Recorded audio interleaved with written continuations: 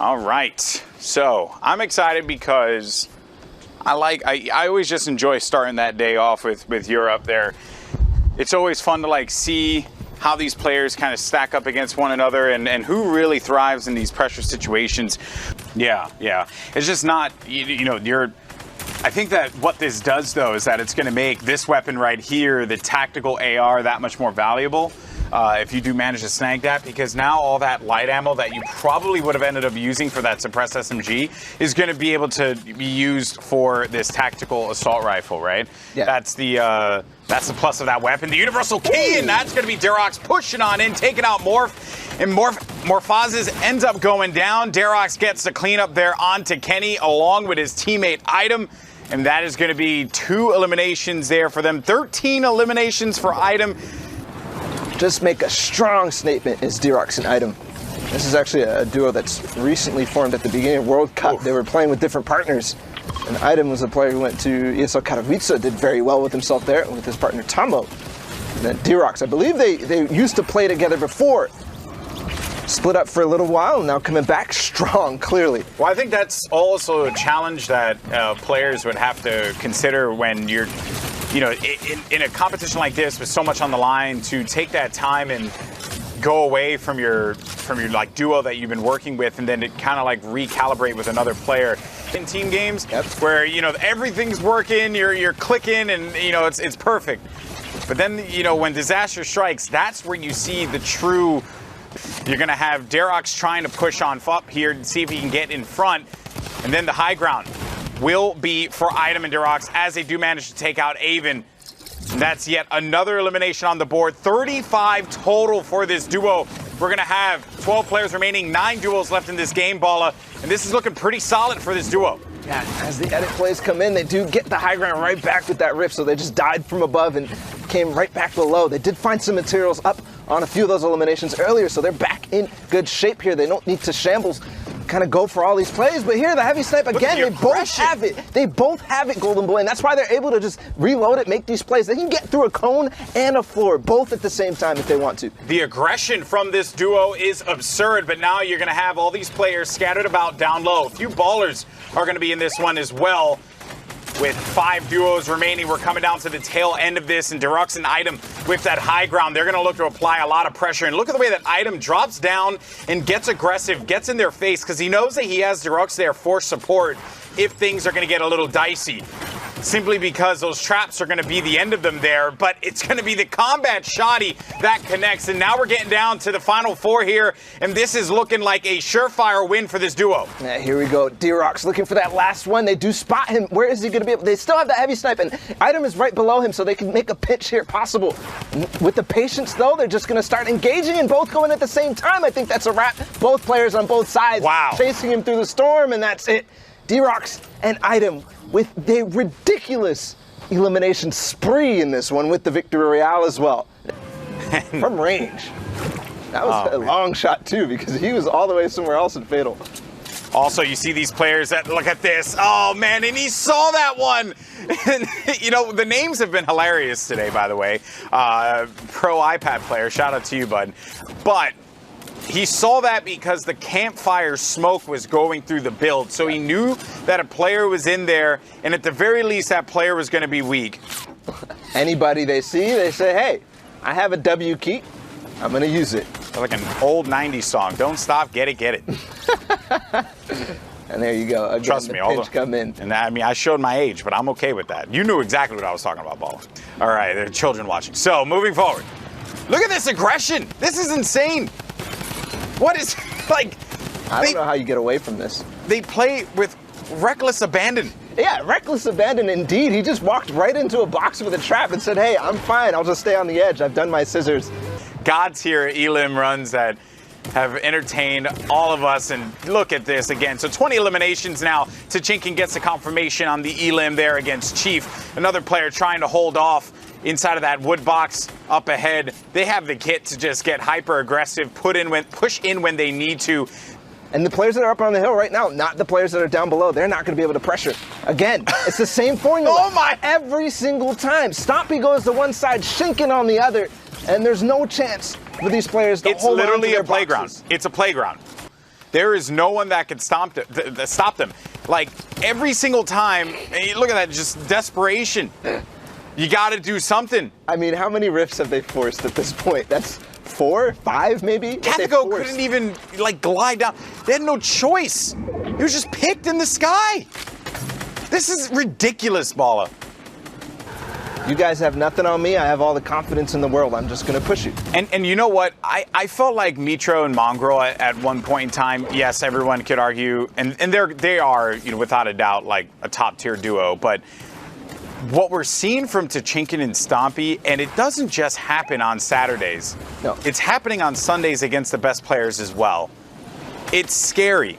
If you are a duo going to New York, you should be scared. No, they don't. And some people are even like questioning, are they even taking this serious at this point? These online open games, are they even trying? I mean, it looks like it, but to be fair, like, they do this every time without, like, it feels like it's just there's no thought or anything. And they split up, and it doesn't matter because they're going to be able to support one another. Stompy, he barely has any HP remaining. He's going to have what, like 112 effective HP, and then you're just going to have Butters, who knows that Butters is in just a world of hurt here. And there you go, the victory royale. That was just domination. It's going to be 2 eliminations for this duo, still in the top 15 of duos remaining. And using that launch pad there from high ground makes them be able to glide a lot longer without getting shot, because as you get high enough, you're not necessarily going to be close to everybody else. So that's a possibility why they opted for that rather than the vent. But pressure coming in on this box, you can always see every single time that Doma is pressuring one side, Marconix, even when they're pressuring the same wall, he's still taking the stairs. Doma's firing, Marconix replaces the stairs. That's the cue for Doma to stop firing. I'm going to just make the edit play and force this player. Tack trying to take advantage of that fast fire rate there. Kaizen is out of this. And now we're going to be with 11 duos remaining, so close to getting into that top 10. Player right in front of him, KCV, will not be long for this server. And then the Rift to Go drags everyone up to the top. The value that they got of that box, that tunnel where they went way ahead and then they shot from that box for at least a good 20 seconds. They got 2 eliminations out of it and a bunch of damage on the rest of the server. Now they're going to land on high ground. It's a fight against Maxim and the V. That's all you got. There's going to be someone, actually 2 players popped up. That's going to be Kaiusis who gets picked. And then Maxim finds another one onto Mistake. And that has to smart there, because Maxim just stumbled upon those players and was granted some more builds to keep this one going. Now we're going to be in the top 3 here. And Maxim just has a prayer here. But maybe that prayer is going to come in the form of Splodes, but Maxim gets chunked down. Doma's going to dive in. Victory royale for Marconix and Doma. Very well done. And it all comes back down to that. And duels just a little higher, though. Yes. That's just silliness. It's ridiculous. Now, into this game, we're already in that top 15, so those placement points did come through. Ooh, Toffel with the hunting rifle almost getting that, but it's not usually a weapon that you see people carrying this late in the game, and they're actually going to be able to use the community launch pad too. Finding players on the side of zone, moving in just at the right time. Derox is getting tagged up as he was gliding down. Now going to have to be forced. Only 2 minis remaining, so you got to be a little, conservative with your minis here. You do not want to just use them out willy-nilly, but hopefully this player will have enough to be able to take from. What is going to happen? This is going to decide a lot right here, but it's all getting knocked down. Whew.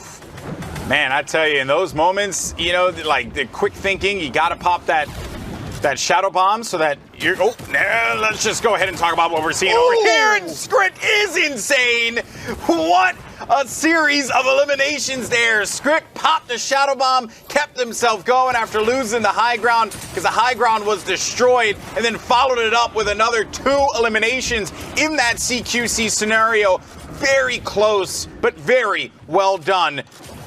Take a second to reload. The Splodes. Punish that player, knock him down, but he's going to be able to catch himself there. And then that's Razny. Script's partner from earlier that we saw. So it looks like Script is going to be on his own. Clutched up when getting split earlier. No, I don't see him on that overview at all.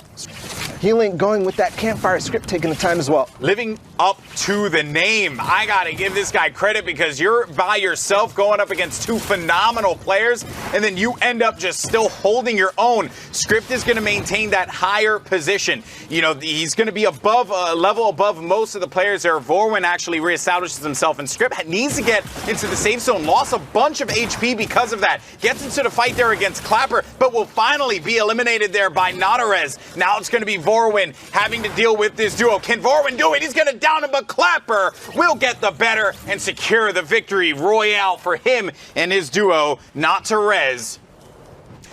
Get to that high ground if you're in the low. We'll see how Kelpie and Scepter do here. Everybody on those mountains, on those hills, they're thinking, hey, I am in paradise. While everybody else sitting by the pool, and I set it down. Nice play there from Kelpie. Run Forest. Fortunately, you're not going to be able to run anywhere. Players begin to jockey for that position and see if they can get any players, some stragglers off here. And look at this, Melside forces himself in there with the with the heavy rifle, which we have referred to many times in the broadcast as the universal key. That's that benefit of the new TAC AR, but Melside's gonna take a shot from the side. Luckily owns that wall, and RBK Left Eye is out of the fight here. Went and chased some waterfalls, but unfortunately for him, he was played himself. As we get down to the final moments of the queue here. Then Pogame jumped on down. His teammate's gonna be out, and Sully went in for the challenge, but Pogame was able to get the better of him on that one. And I love how he just backed out really quickly to reestablish his right shoulder peak there. You know, because that's a, believe it or not, that's a mouthful. Yeah. So, top 6 right now. It looks like he's found himself another solo with a heavy snipe coming in. That's Melside from earlier. Oh, so just outside of top 5. That hurts. That hurts. You wanted to make the play there to get the top 5, get 7 points, but you end the game with 5. That's not all that bad. Now, as far as what we're seeing here, Fugu Pogame actually used that launch pad that was out there in the storm to get back into the safe zone here. Meanwhile, NXS RZ is going to be out of the fight, and then Pogame won't be able to get back into this one, so it's going to go down to the storm. Top 1,500 duos will be advancing to tomorrow. So all of these guys will probably already be in there. We haven't seen the cutoff push up much higher. I think last week it was 61 in 2 victory rounds, or 62 in a victory round got you through. But right now, you have Item and Darox still up there with that buffer, but Hunter and Keenstar, who did qualify back in week 6 in second, Stompy to Shinken. Again, you can't keep them out of that top 3 no matter what you do. Also have Marconix and Doma making their appearance on there. Nuggets in a name I haven't seen in a while. A throwback to a bunch of those skirmishes going in. So great work from all of these guys so far. But again, top 1,500 will advance, and this will pretty much get you that spot.